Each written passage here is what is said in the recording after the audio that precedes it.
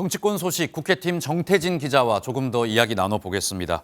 정 기자, 일단 이번 국민의힘 전당대회에서 소위 이준석 사단 모두 탈락을 했잖아요. 그런데 새로 들어선 이 새 지도부가 이준석계 후보들 비판을 했다면서요. 맞습니다. 정말 말 그대로 십자포화였습니다. 김재형 최고위원은 이준석계를 훌리건에 비유했습니다. 직접 들어보시죠. 이준석 전 대표가 징계를 받음으로써 시작된 전당대회인데 자신의 아바타 4명을 내세워서 장외에서 마치 훌리건처럼 행동하고 훌리건 같은 난동을 부리는 정치는 청산되어야 마땅하다. 조수진 최고위원은 대통령을 엄석대로 비유했던 이 전 대표에게 엄석대는 이 전 대표라며 갈라치기, 분열의 정치라고 꼬집었습니다. 이준석 지우기에 나선 모습입니다. 이준석계 천하람 후보는 누군가는 권력의 기생에서 한 시절 감투를 얻으면 그만이겠지만 우리는 그렇게 하지 않기를 선택했다고 맞받았습니다. 네, 천하람 후보와 더불어서 이번 전당대회에서 불출마했던 유승민 전 의원도 함께 합류를 했다면서요. 맞습니다. 전당대회 결과가 나온 이후에 SNS에 글을 올렸습니다. 지난 8개월 동안 윤석열 대통령은 경쟁을 말살했고 국민의힘을 대통령 1인이 독점하는 윤석열 사당으로 만들었다고 비판했습니다. 이어 공천 협박이 사실상 시작되고 민주정당의 건전한 경쟁과 비판의 목소리는 듣기 힘들 것이라고 했습니다. 친윤계인 국민의힘 한 의원은 MBN에 일종의 해당 행위라면서도 유 의원은 이제 당에 어떤 영향도 줄 수 없다고 일축했습니다. 그런데 이번 전당대회에서 이 투표가 조작됐다는 주장이 다시 국민의힘 내부에서 나왔죠. 이게 황교안 전 대표 측에서 나온 이야기입니다. 황 후보 캠프 관계자는 5초마다 늘어나는 투표자의 수가 정확히 10의 배수로 나오는 현상을 발견했다고 주장했습니다. 모바일 투표 인증 과정이 허술했고 실시간 투표율이 비공개에 붙여졌다고 의혹을 제기한 겁니다.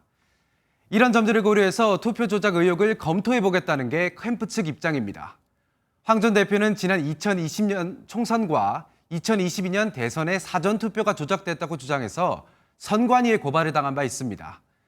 황 전 대표는 MBN과의 통화에서 캠프로부터 계략적인 자료를 보고받았다고 하면서도 이번엔 아직 직접 나서진 않았습니다. 네, 이번에는 민주당 이야기로 한번 넘어가 보겠습니다. 당 지도부가 내홍이 계속되는 가운데서도 식사 정치를 이어가고 있다면서요. 맞습니다. 박홍근 원내대표는 그제 오선 의원과의 오찬, 그리고 대표적 비명계인 이원욱, 윤영찬 의원의 만찬, 어제는 4선 의원 오찬을 연이어 했습니다. 예상 밖의 이탈표, 그 원인이 소통 부족에 있다고 보고 직접 만나서 의견을 듣겠다는 겁니다. 박 원내대표는 어제 오찬에 대해서 함께 지혜롭게 수습하자는데 뜻을 같이 했다고 밝혔습니다. 오찬에 참석했던 한 4선 의원도 당이 새로운 모습을 보이는 노력이 필요하고 그 과정에서 중진들이 적극 나서자는 얘기가 오갔다고 했습니다. 그러면서 내일 일도 모르는데 내년 공천까지 걱정할 여유가 없다는 말로 민주당의 현재 상황이 심각하다는 점을 강조하기도 했습니다. 쉽게 얘기하면 이제 우리끼리는 그만 싸우자 이런 얘기 같은데 어떻습니까? 이 강성 지지층들은 당 지도부의 이런 노력에 좀 동참을 하고 있는 모습인가요? 아닙니다. 비명계에 대한 압박이 오히려 거세지고 있습니다. 민주당 강성 지지층, 그제 단일 대우로 이기는 민주당을 원한다는 메시지를 담아서 민주당 의원 169명에게 떡을 돌렸습니다. 일각에선 문자 폭탄이나 전화에서 그치는 게 아니라 직접 찾아가서 압박 나서고 있습니다.